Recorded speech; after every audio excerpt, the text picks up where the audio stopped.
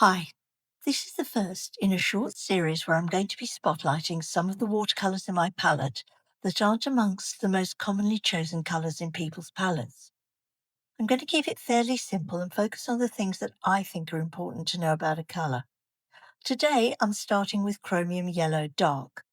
I think it's important to say that this is a Schmincke Chromium Yellow Dark, and I only mention the brand because Chromium Yellow can behave quite differently across different brands.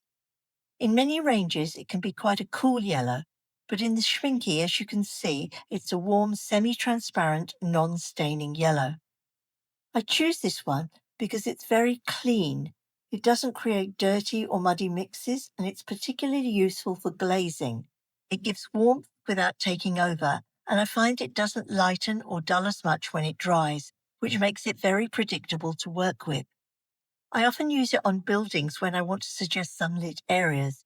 As you can see in this building here of the church, I've used it across the top of the facade to give suggestions of sunlight, and it gives a lovely, gentle glow. For those of you who like a bit more detail, this is a single pigment color, PY150, or nickel azo yellow as it's also known. It's a very light, fast pigment. I know a lot of people choose Indian yellow as their warm yellow, but I find that a bit overpowering and leaning too far towards orange. Chromium yellow gives me warmth without taking over the mixes. As you can see, I've now laid out some swatches of colours that I have mixed using the Chromium Yellow Dark. This top one here is mixed with cerulean blue, this one with ultramarine blue, and the one over here with indigo. And as you can see, it gives lovely, natural looking muted greens without being neon or looking false. As you know, I can mix them in varying quantities to get a whole range of green colours. Down here, I've mixed with my scarlet red to give this fiery orange.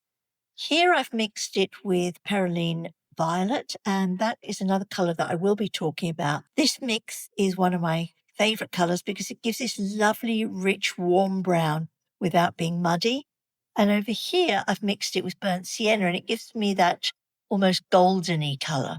So that's really my little spotlight on why I use chromium yellow.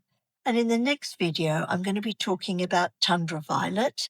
And if you're interested in any of these paints that I'm talking about in this series, I'll be putting links below. I buy mine from Jackson's, and the link is in the description. And if you're enjoying these videos, a like or a subscribe really helps.